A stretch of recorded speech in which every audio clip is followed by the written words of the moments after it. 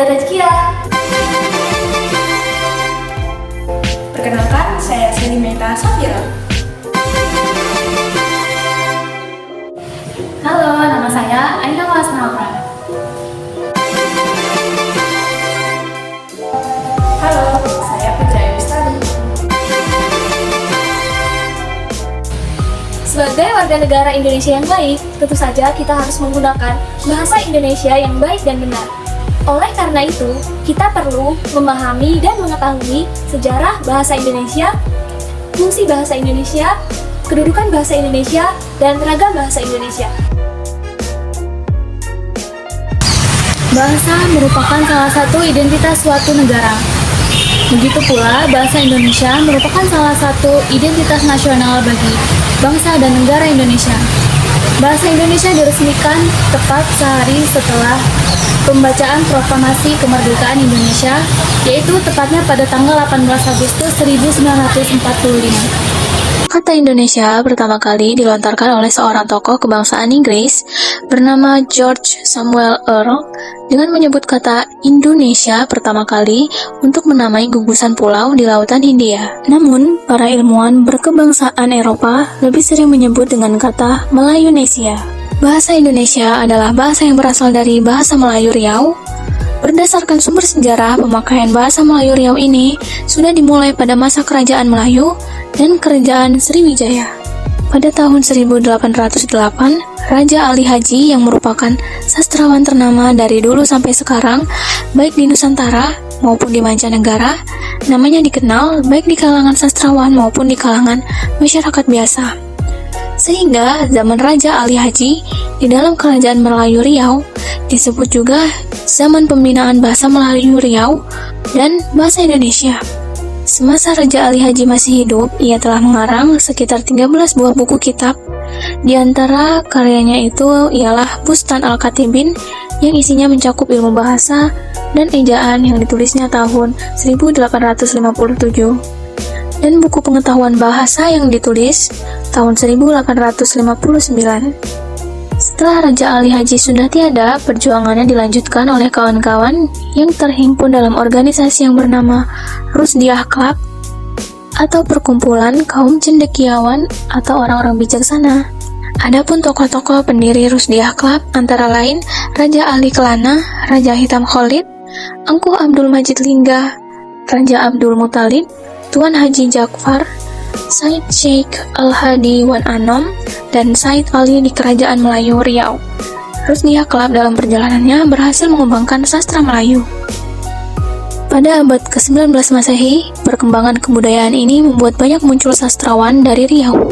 Selain itu, perkembangan bahasa Melayu juga semakin pesat setelah adanya kebijakan politik etis atau politik balas budi pada masa kolonial.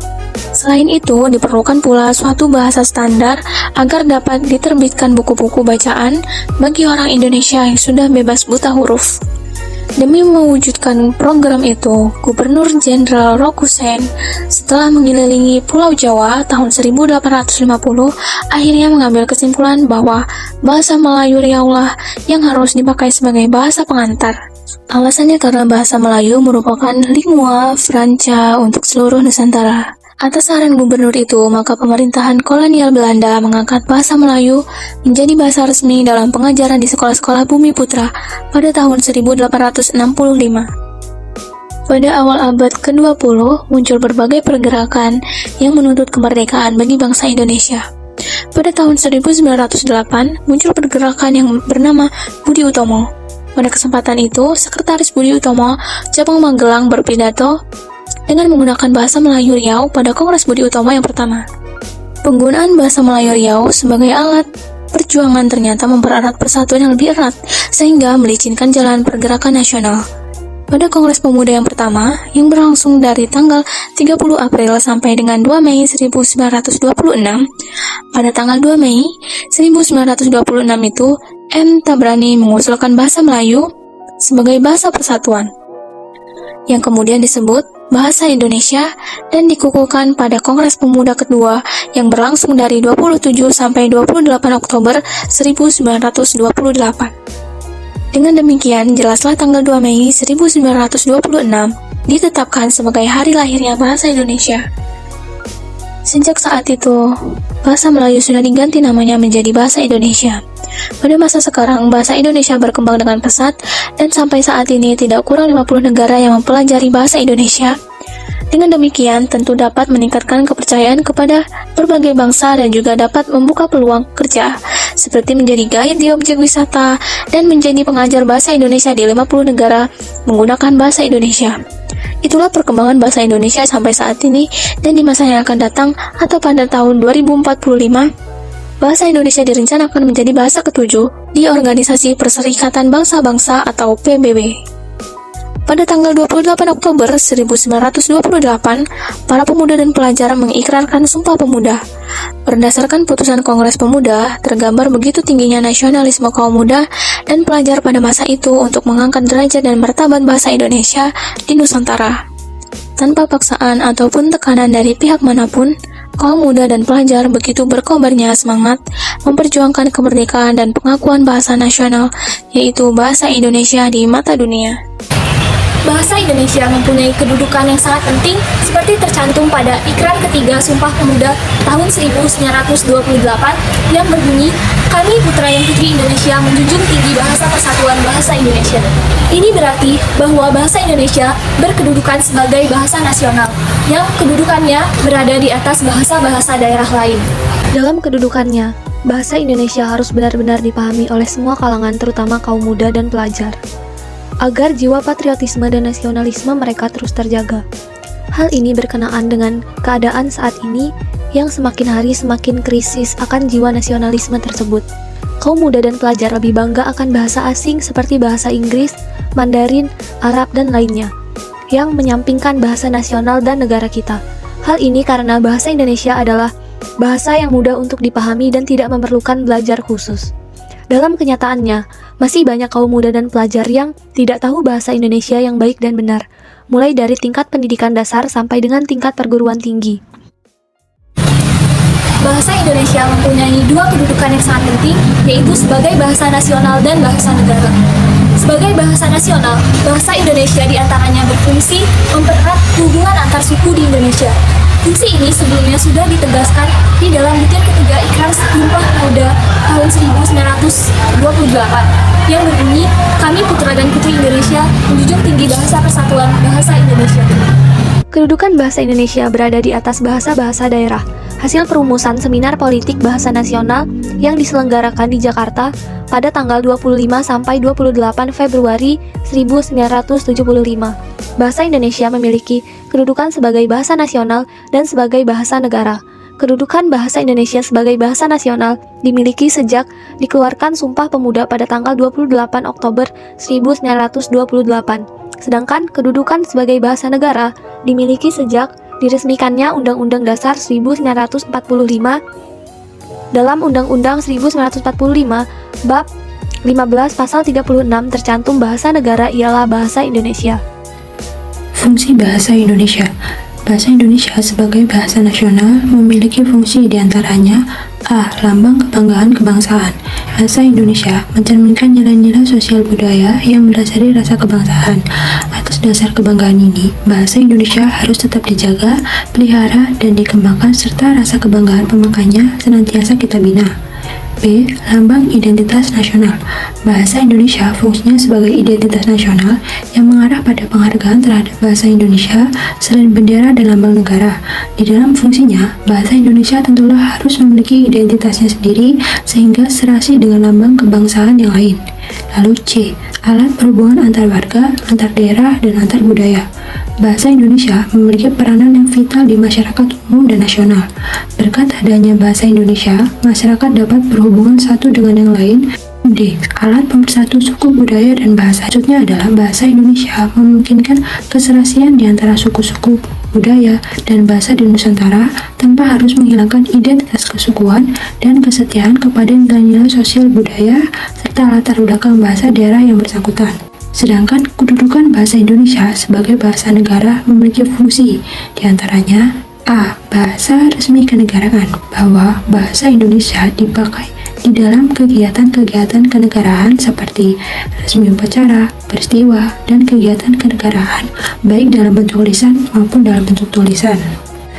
Lalu B. Bahasa pengantar dalam pendidikan bahasa Indonesia memiliki fungsi vital di dunia pendidikan di Nusantara ini, mulai dari taman kanak-kanak sampai dengan perguruan tinggi di seluruh Indonesia, kecuali pada daerah-daerah tertentu yang masih menggunakan bahasa daerah. Lalu C. Alat perhubungan pada tingkat nasional. Dalam hal ini, bahasa Indonesia dipakai bukan saja sebagai alat komunikasi timbal balik antara pemerintah dan masyarakat luas, dan bukan saja sebagai alat perhubungan antar daerah dan antar suku, melainkan juga sebagai alat perhubungan di dalam masyarakat yang sama latar belakang sosial, budaya, dan bahasanya. Lalu D. Alat pengembangan kebudayaan, ilmu pengetahuan, dan teknologi. Di dalam hubungan ini, bahasa Indonesia adalah satu-satunya alat yang memungkinkan kita membina dan mengembangkan kebudayaan nasional sedemikian rupa sehingga bahasa Indonesia memiliki ciri-ciri dan identitasnya sendiri yang membedakannya dengan budaya daerah. Fungsi bahasa Indonesia yakni alat perhubungan pada tingkat nasional untuk kepentingan perencanaan dan pelaksanaan pembangunan. Bahasa Indonesia juga dipakai bukan saja sebagai alat komunikasi timbal balik antara pemerintah dan masyarakat luas, dan bukan saja sebagai alat perhubungan antar daerah dan antar suku, melainkan juga sebagai alat perhubungan di dalam masyarakat yang sama latar belakang sosial, budaya, dan bahasanya. Ragam bahasa Indonesia adalah variasi kata-kata berdasarkan pemakaian topik yang dibicarakan, hubungan pembicara, lawan bicara, orang yang dibicarakan, serta medium pembicara. Ragam bahasa tidak berfungsi sebagai atribut tetap. Seorang pembicara berwawasan yang kompeten biasanya menguasai berbagai jenis ragam bahasa dan mampu menyesuaikan ragam yang dipakai dengan situasi dan tujuan berbahasa. Dalam pengertian ini, ragam bahasa berkontras dengan dialek. Ragam bahasa Indonesia dibagi menjadi 3. Yang pertama, ragam bahasa dilihat dari cara penuturan. Berdasarkan cara pandang penutur, ragam bahasa dibagi menjadi 4, yaitu yang pertama, ragam dialek. Ragam dialek adalah variasi bahasa yang dipakai oleh kelompok bangsawan di tempat tertentu. Yang kedua, ragam terpelajar. Bahasa Indonesia yang digunakan oleh kelompok penutur berpendidikan tampak jelas perbedaannya dengan yang digunakan oleh kelompok penutur yang tidak berpendidikan, terutama dalam pelafalan kata. Yang ketiga, ragam resmi. Ragam resmi adalah bahasa yang digunakan dalam situasi resmi, seperti pertemuan-pertemuan, peraturan-peraturan, dan perundang-undangan. Yang keempat, ragam tidak resmi. Ragam tidak resmi adalah ragam bahasa yang digunakan dalam situasi tidak resmi, seperti dalam pergaulan atau percakapan pribadi. Yang kedua, ragam bahasa dilihat dari cara berkomunikasi. Ragam bahasa dilihat dari cara berkomunikasi dibagi menjadi 3. Yang pertama, ragam lisan. Ragam bahasa lisan adalah suatu ragam bahasa yang dihasilkan oleh alat ucap. Dalam ragam bahasa lisan, kita harus memperhatikan beberapa hal seperti tata bahasa, kosakata, dan lafal dalam pengucapan. Contoh ragam lisan yakni meliputi ragam bahasa cakapan, ragam bahasa pidato, ragam bahasa kuliah, dan ragam bahasa panggung. Yang kedua, ragam tulis. Ragam bahasa tulis adalah bahasa yang dihasilkan dengan memanfaatkan tulisan dengan huruf sebagai unsur dasarnya. Dalam ragam bahasa tulis, harus memperhatikan beberapa hal seperti tata cara penulisan atau ejaan di samping aspek tata bahasa dan pemilihan kosakata. Contoh ragam tulis yakni meliputi ragam tulis teknis, ragam tulis undang-undang, ragam tulis catatan, dan ragam tulis surat. Ketiga, ragam bahasa dilihat dari topik pembicaraan. Ragam bahasa dilihat dari topik pembicaraan terbagi menjadi 5 jenis. Yang pertama, ragam sosial. Ragam sosial yaitu ragam bahasa yang sebagian norma dan kaidahnya didasarkan atas kesepakatan bersama dalam lingkungan sosial yang lebih kecil dalam masyarakat. Yang kedua, ragam fungsional.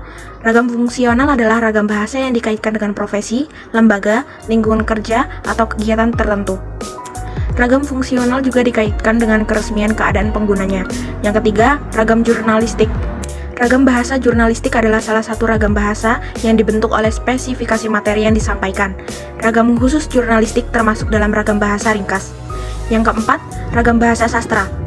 Ragam bahasa sastra ialah bahasa yang dipakai untuk menyampaikan emosi dan pikiran, fantasi dan lukisan angan-angan, penghayatan lahir dan batin, peristiwa dan hayalan dengan bentuk istimewa. Kelima, ragam politik dan hukum. Bahasa politik berisi kebijakan yang dibuat oleh penguasa dalam rangka menata dan mengatur kehidupan masyarakat. Salah satu ciri khas bahasa hukum adalah penggunaan kalimat yang panjang dan pola kalimat luas. Sebagai kaum muda dan pelajar masa kini, kita tinggal melanjutkan perjuangan untuk kedepannya, dan kita harus mampu memupuk jiwa nasionalisme terhadap bahasa Indonesia.